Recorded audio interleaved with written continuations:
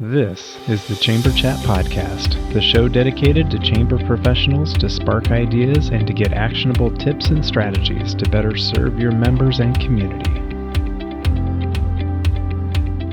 Hello, Chamber Champions. Welcome to Chamber Chat Podcast. I'm your host, Brandon Burton, and it's my goal here on the podcast to introduce you to people and ideas to better help you serve your chamber members and your community. Our title sponsor for this episode is Bringing Local Back. Remember when your community could turn to a local TV station or newspaper for the latest updates and affordable ads? Those days may be fading, but the need for local connection remains. That's why we created Bringing Local Back, a game-changing platform that restores local visibility and advertising power to your community. It's more than just tech. It's about driving engagement and creating new revenue for your chamber. Ready to see the future? Visit bringinglocalback.com to schedule your demo today. This is the future of local commerce. Our guest for this episode is Crystal Narr. Crystal is the executive director of the Chillicothe Area Chamber of Commerce in Missouri, not to be confused with the other Chillicothe chambers. We recently had Mike Throne in Chillicothe, Ohio. But Chillicothe, Missouri, and she had attained her bachelor's degree in communication studies from Missouri Western State University. Through her many community-minded interests, Crystal found her niche in the nonprofit sector, leading downtown revitalization efforts with Main Street Chillicothe for 6 years before accepting her current role in 2014. She serves in volunteer leadership roles in numerous community and state organizations, including Chillicothe Rotary Club, Livingston County Library Board, Bright Futures Chillicothe, A+ Advisory Committee, and the Grand River Technical School Institutional Advisory Board. She currently is serving on the Missouri, Arkansas, Kansas, Oklahoma Chamber of Commerce Board, also known as MACO. She is the current Vice President of Leadership Missouri and will be the 2025 chair of the 19-county regional legislative event. Great Northwest Day at the Capitol. She also served as the 2021 president of the Chamber of Commerce Executives of Missouri and held a seat on the Missouri Chamber of Commerce and Industry Board of Directors. Crystal enjoys raising her 3 sons alongside her husband, Travis, on their farm outside of Wheeling, Montana. Crystal, I'm excited to have you with us today here on Chamber Chat Podcast. I'd love to give you an opportunity to say hello to all the Chamber champions who are out there listening and to share something interesting about yourself so we can all get to know you a little better. Well, I'm honored to be asked to be on this podcast. Super exciting. I know that you meet with many individuals all the time that share their knowledge and experience in the chamber realm. And so I'm glad to be added to that list. Most of my bio covered kind of moving forward, all the different things that I've been involved in.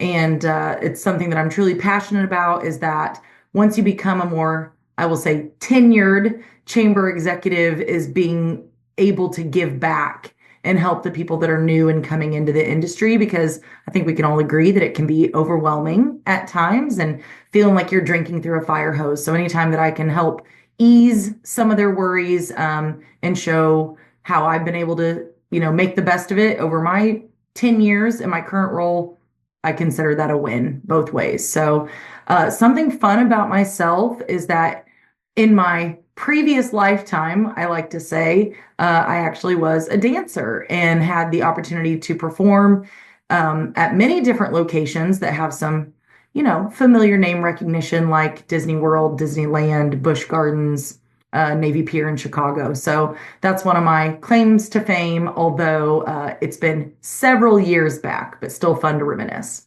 Yeah. So can you tell us a little bit more? What kind of dance were you brought in for performances, or were you putting on a costume? What were you doing? So I was raised here in Chillicothe. So it just goes to show, that if you have great leadership in any sort of role, within your community, big things can happen for youth. And that's something I still try to engage now in my role as a chamber professional.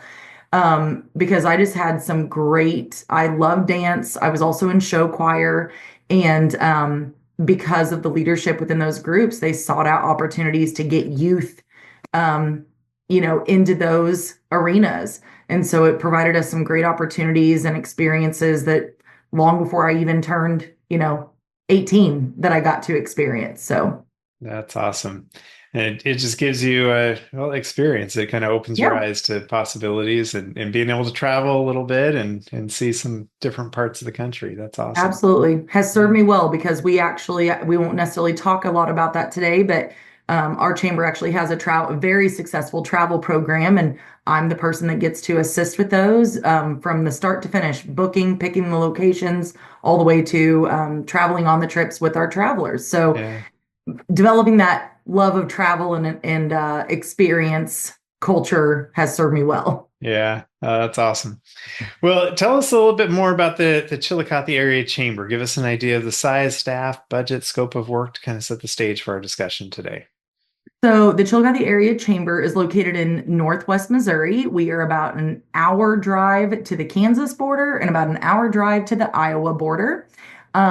We are currently sitting just shy of 300 members, which is the highest number of members that we have had in my 10 years.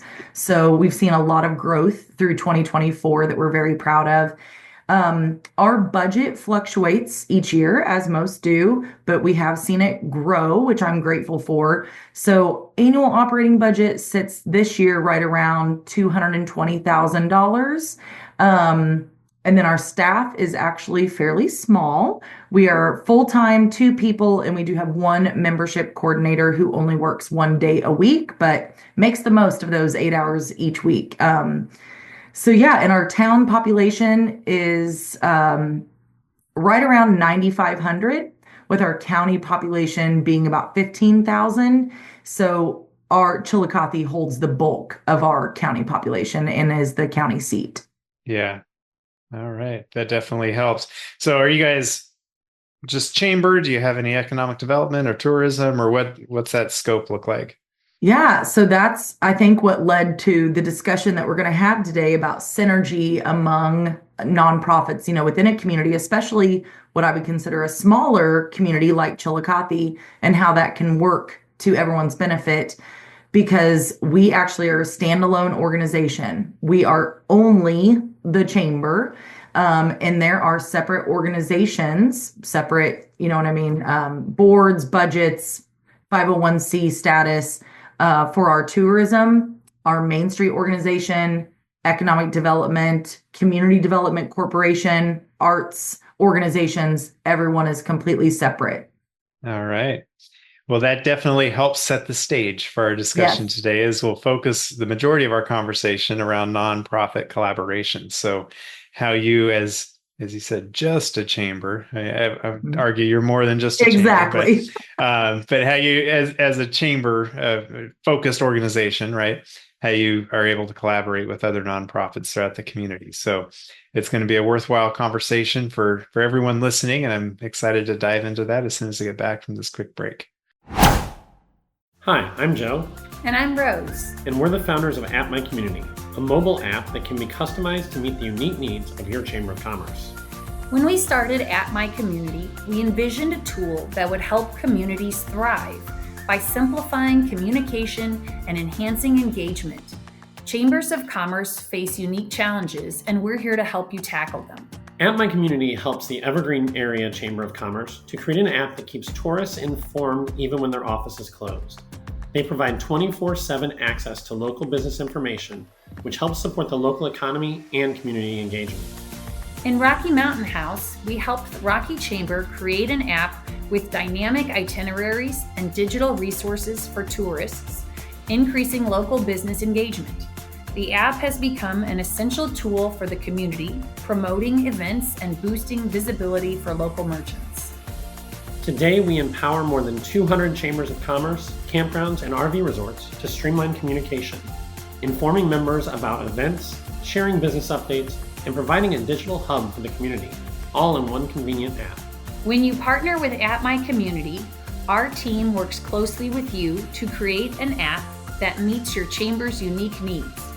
As your community grows, our app evolves with you. We are here to ensure you engage effectively with your members and streamline your operations. Schedule a demo today at atmycommunity.com. We can't wait to meet you. Chamber leaders, I know each of you works daily to boost your local economy and take your Chamber of Commerce to the next level. But let's face it takes funding, and lots of it. You need to know Resource Development Group. For 3 decades, they have been the premier economic development fundraising consulting firm dedicated to helping chambers of commerce and economic development organizations like yours thrive across the United States. Their expert team specializes in crafting customized fundraising strategies that drive tangible results so you'll be able to fully implement your community advancement and economic development strategies. Imagine having a partner who strives to understand your community's unique needs, brings national best practices to bear, and has the proven experience to secure millions of dollars in funding. Resource Development Group has successfully guided countless chambers of commerce in creating vibrant, sustainable economies. With their comprehensive suite of services, from campaign planning and execution to investor engagement management to best practice studies, RDG takes the guesswork out of fundraising. You'll receive personalized support and innovative solutions that make a real impact. Don't just take my word for it. Chambers of Commerce and EDO executives nationwide have praised RDG for their dedication, professionalism, and impressive track record of raising over $2 billion for their clients. Ready to see what Resource Development Group can do for your chamber? Visit them at rdgfundraising.com to learn more. Elevate your community, strengthen your chamber, and unlock new possibilities with Resource Development Group by your side. They build organizations that build communities. All right, Crystal, we're back. So before the break, you'd mentioned that you guys are very chamber focused, but you have to rely on these collaborations with the other nonprofits in the community, whether it be economic development or tourism or downtown or arts.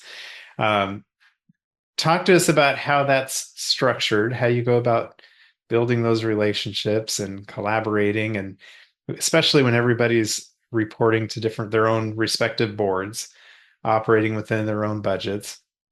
How do you try to lead with that synergy to try to bring everybody together with the same goals and focus and in those areas that align for everybody to be on the same page? I will preface this entire conversation that we're about to embark on with a couple things. One is, I'm not going to pretend that we have it completely together, but I do know that we have figured out what works and what doesn't work, through trial and error over a long period of time within our community. But then also always coming back to the cliche, quote of a rising tide floats all boats, a rising tide lifts all boats, however you want to say it. Because truly, when you get right down to the heart of what everyone's trying to do, it is for the betterment of our community, no matter where you're located. So that is really the heart of it all and what we try to focus on. But that being said, it's not always easy to get all the players around the table. It takes work. It's not something that happens overnight. So I already used the word synergy, and I probably will use it several times, but really that is what I try to focus on when thinking of these collaborative relationships within Chillicothe. The importance of nonprofits working together is basically to create a larger impact than what any of us individually could create, right? Yeah. So, and there are within each of our organizations a lot of shared goals, shared missions, even, within each of our own independent silos. So there are just many facets that work because we are already closely aligned. So it just naturally makes sense for us to work together. We just have to cultivate that relationship to really be able to dive into it. That makes a lot of sense. How do you do it though? And I've seen in a lot of communities where there may even be a sense of competition, between the chamber and another organization within the community, it may even be another business association. Right. Maybe you'd mentioned the downtown association. Mm-hmm. That might be a point of competition in some sense, but how do you get past the competition part and see the synergy part? Okay. So, kind of talking about how like you're overcoming the obstacles to get to that point. So here are the things that are probably, dare I say, slightly taboo. And so I'm going to choose my words wisely, and hopefully everybody understands, what I'm getting at here. But first of all, it requires a very open line of communication. Now, we all know within our organization, there's some confidential conversations that can't be had with people outside of our executive board or our board of directors, staff, that sort of thing. But outside of that, I truly do feel it's important to have a very open line of communication with those other entities, because I can tell you from experience, there have been a few things that have happened where we didn't have that open line of communication. And we were, another organization ourselves, were simultaneously working on a project, both of us, but there was this barrier between us. So, we hadn't opened up, and it wasn't because we were trying to be secretive. We were just had our blinders on and were, working on it, and they were doing the same thing. And we actually both launched this project the same week. Wow. On our social media streams. And then it was bad PR internally, because it really showed that we were not communicating whatsoever. So things like that, just show the importance of having an open line of communication. One of the ways that has been done for us over the years is establishing, we have done them monthly, we have done them quarterly. So you just have to find what works for you and your schedule. But meetings among those entities, a lot of times it's over coffee in someone's boardroom. Everybody kind of comes with their calendar of events, their work plans for, what their to-do list looks like for that month, that quarter, whatever it is that you're planning out. So then, number one, we can all be aware of what's going on. Number two, we can provide assistance. Number three, we can help promote. And number four, we don't step on toes. That everybody is doing their own thing and aware of what everybody else is doing. So that's kind of my first thing. Number two, I will say, even when you were working in your silo with the blinders on, at least it's a proof of concept, right? Like you both saw the importance of working on the same goal. Yes. And so just trying to find the positive in this to be able to. Yes, absolutely. And I will say that because of having a positive relationship between our organizations, that when that happened, it wasn't like there was some big blow up, disgruntled, situation that ensued following it. Luckily, it was our Main Street program that occurred with, and it was just this past July. And they ended up being very willing and kind of did this version, and changed it to where then it all worked. We were doing like a member showcase series of our chamber members. They were doing the same thing with like downtown spotlights, and they quickly changed it and focused it, instead of the business, on individuals who worked within downtown businesses. So we both still completed the mission of what we were wanting to do, but they kindly altered theirs to just focus on the individuals instead of the businesses. So it still all worked out, if that makes sense. Yeah, which brings a whole a neat perspective within its own. So that's exactly. Great. So, so here's my thing that I'm like, I think everyone will understand it when I say this, but one of the key factors to making it work, especially in a smaller community, but it works on any scale, is that every organization has to stay in their lane. You have a mission, you have to abide by that mission. You cannot deviate from that mission, because if you do, it's inherently going to step on another organization's toes.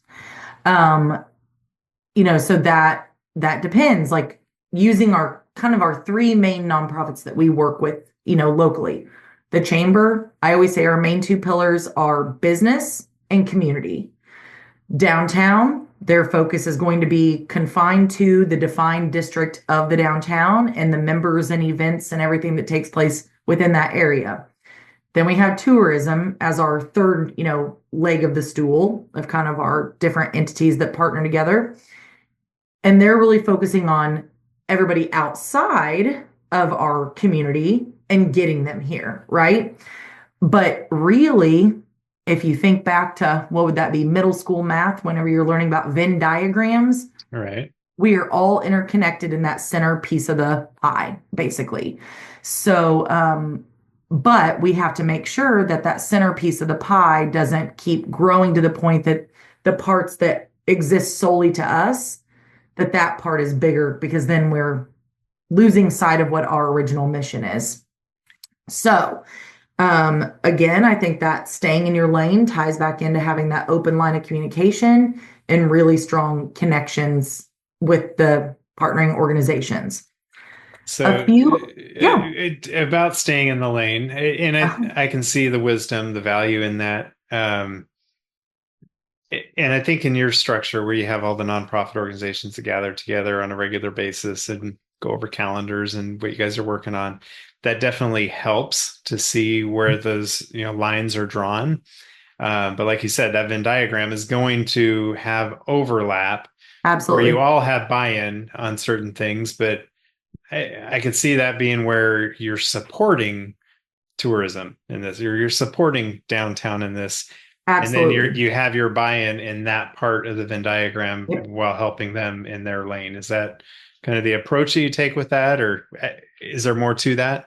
Yeah, no, you really kind of hit it. And it works just in different ways depending upon each individual scenario. But for instance, our tourism organization, they offer tourism grants that support some of chamber-led initiatives or events. Same thing for our Main Street program. So we are helping them by tourism is not having to put on the events, which we all know is nice when you're not the one having Right. to organize, but yet they are a big supporting partner by offering up funds, because we all know we need money to make these things happen. So that's a win-win. It's a great example of how we can utilize that. But at the same token, when tourism needs support for input for things that they're trying to do, new initiatives they're trying to pursue, stock photography that we might have, on hand that are, essential to our events, we're also paying them back by doing those sorts of things to provide support for them as well. Yeah. I've seen in communities where stock photography becomes an issue where, tourism has the rights to a picture and, chamber might want to use it and say, oh, you can't use that. That's our picture. It's like, really? Like, aren't we all building the same community? That's And it. so, yeah. That is actually a good segue into kind of the next component of, overcoming those obstacles, which is building trust. Yeah. It is key to this whole thing. If you don't have trust, you're not going to have synergy at any point, unfortunately. And one of the things that makes a big difference with that is personalities, and making sure that the players who are coming to the table can come to the table and can be trustworthy, are supporting partners for each other, have everybody's best interest at heart, not just their own.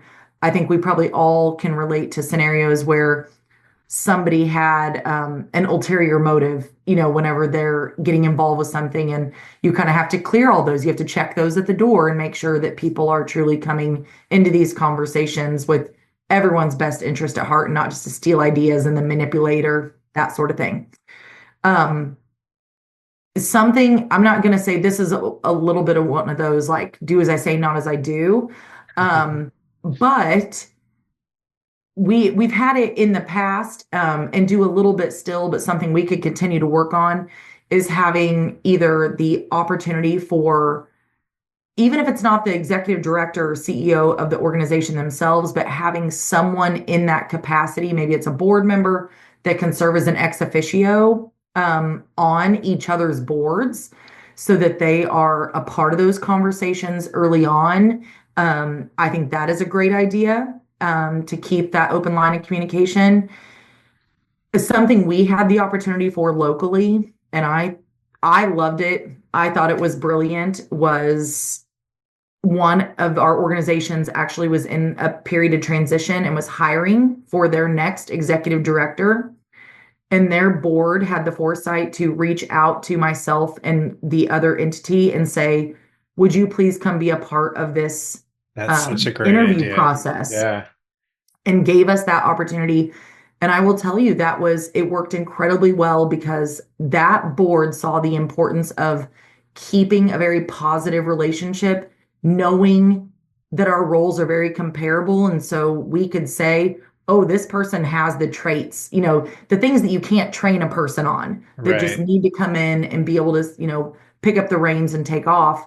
And it worked really well. So I think that's another takeaway, that if people are willing to initiate that, it can work really positively. It's a great idea. It's a little harder to oust the person who's there with the ulterior motives and who's there to, steal ideas and whatnot, but to try to have those open conversations to build the trust. But then Yes.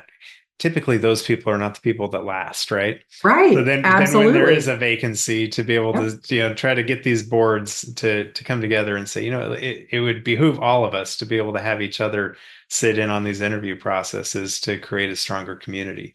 I love that idea. Yeah, for sure.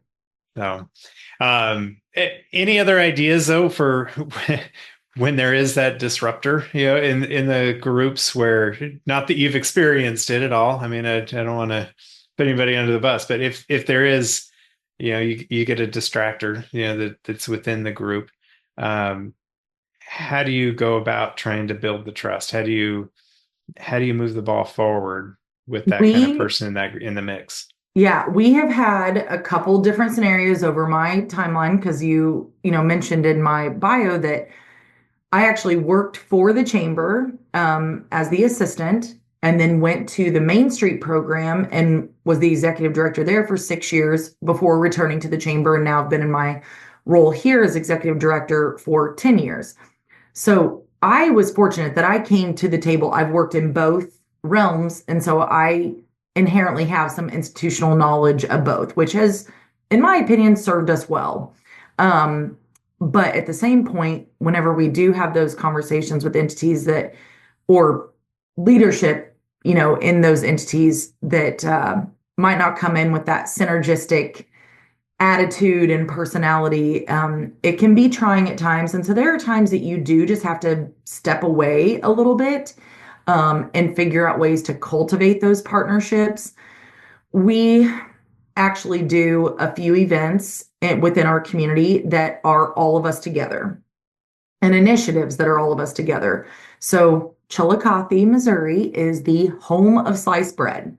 All right. We were the first place to commercially pre-slice and sell loaves of bread, if you can believe that. You guys have made life so much easier, let me tell you. I mean, greatest city since. That's right. We're trying to live up to our claim to fame, but we actually host annually a sliced bread day, and that is a unified effort that all of us carry some portion of, to see that come to fruition each year.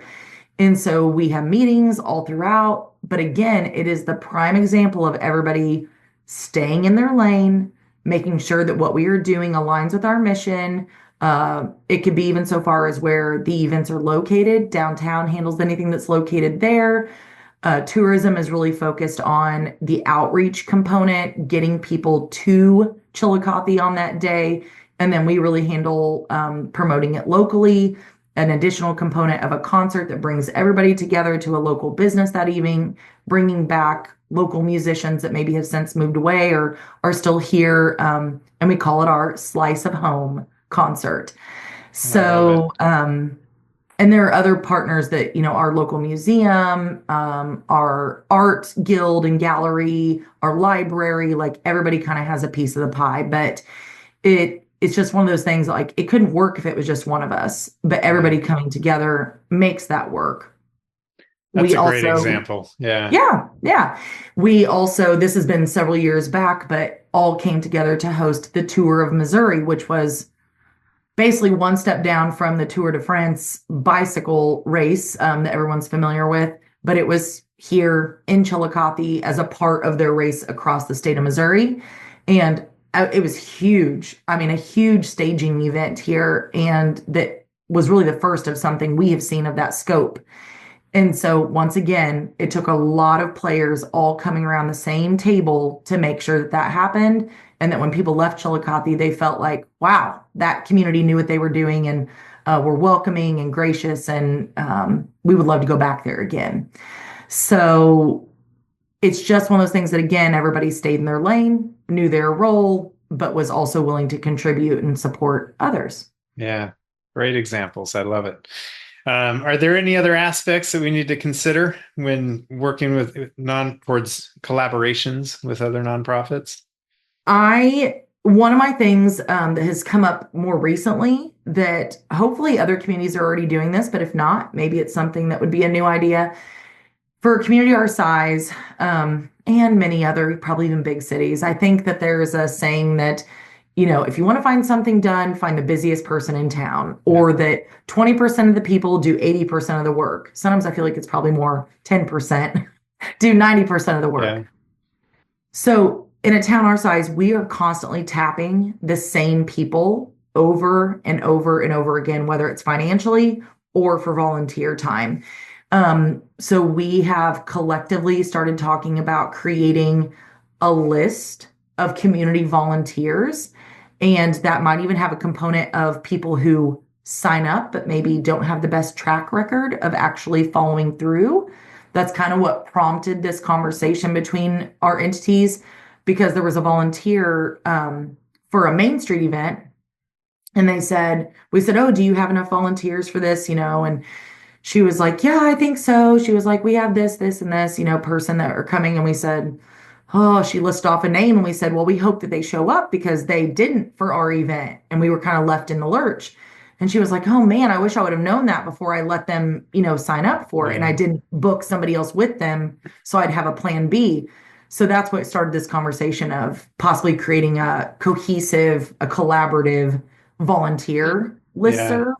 And then also the same thing for maybe financial. And that one would be a little bit different in that trying not, to always have all of us hitting up the same 5 businesses over and over, to try to get more creative and see who else is pulling money from them, so then we can try other avenues. So really being collaborative on those sorts of avenues as well. Yeah. And at the same time, you want to be careful, because some of those people that do sponsor and donate to these different things, they look forward to that and want to do that. And if they don't have the opportunity, then you're going to hear that end of it. So, yeah. Well, Crystal, as we start to wrap things up, I wanted to ask, for chambers listening who are trying to take their organization up to the next level, what kind of tip or action item might you offer them to try to accomplish that goal? My favorite quote is that change is debilitating when done to you, but exhilarating when done by you. So really trying to make sure that people can be a part of the process and to not be afraid of change. I'm nearly 20 years in some role of nonprofit leadership, and change is the only thing that I can continue to count on every single year. We really try not to be stagnant. We really try not to fall into that bane of, well, we do it because it's always been done that way. We are really always trying to reinvent, keep the things that work, but then change the things that need to be changed to consider us progressive minded. And so that's my one takeaway for any. Don't be scared of it. And make sure that you're taking people along with you for that change so that they also want to embrace it. And that includes your board, your membership, and your community. Yeah. There's so many dynamics to change, and that quote wraps it up very, very concisely. I love that. So I like asking everyone I have on the show, as we look to the future of chambers of commerce, how do you see the future of chambers and their purpose going forward? So we actually have really started having conversations about what it looks like moving forward. And just like I said, embracing change. My board of directors in our retreat, preparing for 25, really took a lot of the feedback that staff was providing them about lack of engagement, lack of attendance, and really took that to heart. And so we have initiated a lot of change for this year. We have always been a chamber that has had monthly chamber luncheons every single month, third Wednesday. And we have seen a drop off in that. We think part of that is just strain on our members financially. We think part of that is strain on time commitment.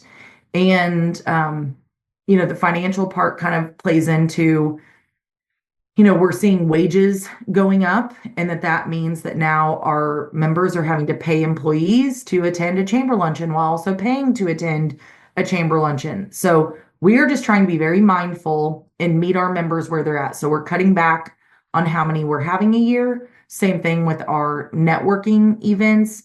We're also trying to restructure them so that they are held at the times that work the best for our members. So again, embracing change, initiating some new things like industry roundtables that don't cost anything for people, but still give them a voice, stepping up our game and our advocacy efforts to help our businesses in ways that they might not feel prepared to actually, lead the charge themselves.